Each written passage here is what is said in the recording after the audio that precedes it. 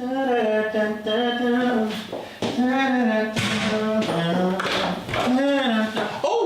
hello, welcome to today's episode. Oh, I'm so excited. My guests today are a 5-piece girl band. Super, super cool. They've all got their individual styles. I think we're going to go on like a house on fire, to be honest. I can't wait. Let's go meet them.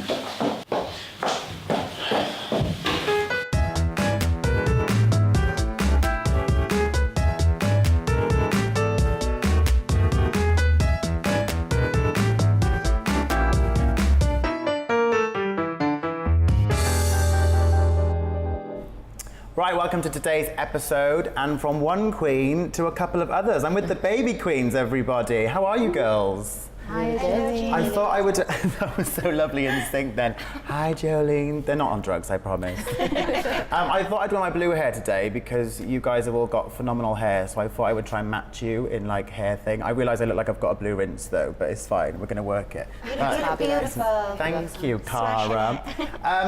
First of all, where does the name come from, Baby Queens? Who thought the name, and was there other options that you had? Well, it was me and Vanity were actually driving through Llanrymni. Okay, a very lovely area of Cardiff, everybody. A very inspirational area, and yeah, we were just sort of throwing about ideas because we love sort of hip hop and the whole sort of R&B, rock, all the kind of different musics. We were talking about sort of like the Bronx and Queens and Harlem and just the kind of hip hop culture, and it just kind of, just kind of came. And so there weren't other options. What could have you been called? I think there were, but I can't remember half of them. We went through loads, and then Cara was just like, baby. I think we said something like baby something or something baby, tiger baby. Tiger baby, yeah. And then you were like, baby queens. And I was like, baby queens, like baby queens. So did you all, when you heard it, just think, yep, that's our name. That's what we're going to call it. Brilliant, brilliant. So where did it start? When did you all realise that you are going to be the new girl band? Because when we think of girl bands, we think of like choreography and double denim and stuff, but you guys are different because you all play instruments, you all write your own music, you all sing live. It's all, you know, it's the full show. When did you discover that that's what you were going to do? It kind of started out with me and Vanity just getting drunk and jamming and just... All good stories start with getting drunk, doesn't it? We're deep thinkers. Every single member of the band, we're all real kind of thinkers, and we feel life and we discuss stuff, and we'd drink and then we'd jam and we'd start writing about the things we were talking about. And then, yeah, just all of us, we're all like a gang, we're family and a gang of mates. I was going to say, because it's quite a big family connection, because you're all kind of related somewhere down the line, aren't you? Yeah, like me and Estella sisters. Okay. Ruth and Monica cousins. We're all just like really close, yeah. So how did it come about that Kian from the Super Furry Animals produced your first single? Because he's obviously very psychedelic rock and you're R&B and soul. Were you not worried it was going to like clash? Well, I think as obviously Kian is like renowned worldwide for what he does, his sort of they almost like, well, they did create a new genre, and it's sort of electronic, psychedelic sort of rock, but he's also like an avid hip-hop producer. He's very eclectic with his the kind of things he works on in his own music. So I think where we were mixing in so many different kind of styles and genres, he's just like the perfect dude for us. So it just bounced off each other. And the track Red Light is amazing. It's had, and I've got it written down here, 138,000 listens on SoundCloud. Didn't even know that. Plus 4 more, because I've listened to it a few times this week. I'm obsessed with it. So talk us through your writing process. Who does most of the writing? Do you sort of start with the music and then the lyrics, or do you come up with lyrics? And... All of us write songs. There's a lot of different tracks that we've got now. And everybody has sort of had an input in the tracks. Some people might be more dominant in one track, and then others might be dominant in another track, and others will like add a little bits of inspiration to just create the sound that we've got, really, because all of us are inspired by like different types of music as well. So it's... Do you find it easy to write together as well, or do you sort of just come up with songs like done in the bag, easy? Like I said before, we'll talk about stuff that's going on in our lives, sit down and just play, and everyone's just like, it's a mad musical chemistry in this band, they've got to say. It's like therapy, isn't it? Yeah, just get into the studio, just write, and you've created an EP. So you've got your EP, haven't you? You've created an EP. Are you writing an album now? Is that what the next step is? How is that? Is it stressful? Are you all having mental breakdowns, or are you getting through it? Is it good? Well, I had a mental breakdown recording some of the lyrics. If you don't have a mental breakdown, it's not art, is it? You've got it. That's it. It's part of the nature of being an artist. You got to feel that stuff. We should quickly point out Cara's nails because she did these about 3 seconds before we started running these cameras. They look amazing, don't they? Thank you. If this band doesn't work out, babes, you've got a second career in nails. Just like a quick fire thing. But obviously it is. My favourite track on the EP is So Real. I'm quite obsessed with that song at the moment. I've listened to it hundreds of times this week.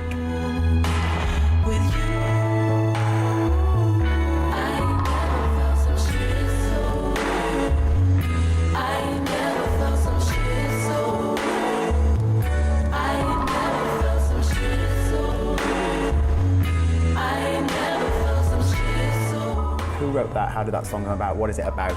Explain it to me, I want to feel it. I wrote the sort of track, like the hook, and but then Monique sort of jumped on the second verse, and it's about true love, but true love to me is not like just this easy ride. It's about Definitely not, girl. yeah, it's about I hear ya. scruffing and loving and being passionate and. If you haven't heard the track, by the way, it's called So Real. I think it's on your SoundCloud. If not, you can get it on your EP. Go and buy it in abundance. We're going to talk now about, because you've done quite a few festivals and stuff. You've done the Great Escape Festival recently, but the biggest one you did was Tea in the Park, because you got to play on the BBC introducing stage with the likes of George Ezra was on there, I think, and Churches. So you were pretty much up there. How was that for you? What was the crowd like? Was it a massive crowd? Was it? It was really good. We got asked to do an announcement because we were one of the first bands on. Oh my and, goodness. The mic levels hadn't been tested properly, so there was a few people starting to come into the big tent, and you could hear Cara's voice sort of like, hello, hello, and the mic wasn't working, and then she just went, hello, and the mic suddenly was like on full volume, and people started ducking in the crowd. People like duck like it was a gunshot. So you made an impression then, Definitely, didn't you? definitely. Before you even started playing music. Singing. So once you got their attentions, Cara, how was the set then? Did it all go nice and smoothly? Was it incredible? It was probably, for me, probably the best gig we've ever played. It's just rushing with I think I spoke adrenaline. to Ruth beforehand, and she said that it started off with quite a nice little crowd, and you were jamming away, and then suddenly, by the last song, you couldn't even see ran, past the thing. How amazing as a band must that be? We were Incredible. Let's talk about pre-show rituals before you go on stage. Have you got any strange little things that you guys do? Do you get nervous going on, or you just kind of like, just do it now, just have a little drink and get on with it? I think we all, still get a little bit nervous in it, but we do, definitely have a little drink. Do you do like warm-ups and things? In my head, you all sort of sat round in a circle, just like holding hands, doing these deep breathing exercises. Is that real? Please tell me that's real. We do actually do stuff like that. We are quite sort of spiritual, and we do really we've got a mad love for one another. So, like I said, we're always kind of looking out for each other. There's a lot of hugging involved. Spreading the love, the baby queens are spreading the love everywhere. Vanity, let me ask you, any funny stories from being on the road? Because you guys are on the road quite a lot, aren't you? Yeah. And you all drive yourselves. So we're taking out the glamour of the baby queens a little bit now. So you all sort of do you drive like a big van or something with all your stuff in the back? Usually the Cara still drives the big vans, really.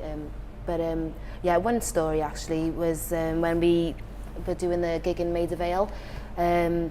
Everything went really, really well. It was like just an amazing experience, just being in such a legendary sort of studio. We were all really overwhelmed.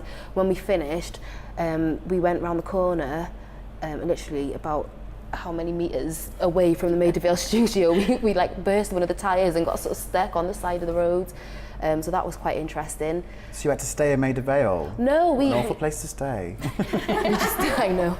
No, How did the Maida Vale come about anyway? Because that is a huge gig to get, isn't it, as a band, especially, We were on the quite early on. BBC Horizons. We got chosen last year to be on BBC Horizons. They chose 12 Welsh artists, and they took us around Wales and different parts of Britain to do different festivals. We did like a lot of literature festivals, and a part of that was Maida Vale. We got to record a couple of songs and actually a Christmas song in Maida Vale Studios along with the other Like Horizons a Christmas artists. jingle. Yeah. Oh, that is so cute. I want to hear this Christmas jingle now. We're going to have to hook me up later. We did a cover of E17's Stay Now. One of the best Christmas songs ever, by the way. Second to Mariah Carey, obviously. All I Want for Christmas Is You. How do you find doing festivals? Because I guess when you do your own gigs, people have come to see you, whereas festivals, people have come to see a lot of music. So Yeah. people can just stumble across you. Like, how do you find that? Do you find you have to work a bit harder to get their attention and things? To be honest, if there's alcohol involved in a festival, I know it's very sort of stereotypical, but it's a lot easier to kind of just be ourselves and have a laugh with the crowd, and they respond really well, as opposed to maybe a festival that was I don't know, like. If it's a gig specific, but it's kind of like the pressure's off a bit. Do you think? Yeah, I thought it would have been harder. It's just like going into a big party and then we Yeah, get to I go and suppose. sort of have a laugh and sing a few songs. It's good and points everyone's- and bad points, I think, with festivals. Yeah. You don't get a soundtrack, but That's the one sometimes thing. you get a good And how do you sound. how do you cope with the mud and stuff? Are you fine with the mud? You don't mind getting I dirty? don't like it. You don't like it, she does. She's like, I'm not touching the mud. I don't like those. Oh, actually, remember when we got stuck in the mud in that festival? The Hay Festival. The Hay we got taken through the festival. These little sort of tractor trailer things. They gave us like plastic bags and bits of cardboard to sort of put under our feet. They were trying like really hard because I think we weren't really expecting it to be as muddy as it was. It was. I've So never did you seen sort of such like mud travel in mud. heels and stuff? I can imagine you traveling in heels or something along We the all mud. wear sort of quite large heels on stage, yeah. We're going to take a breather now, so run some commercial breaks and we'll be back in 3.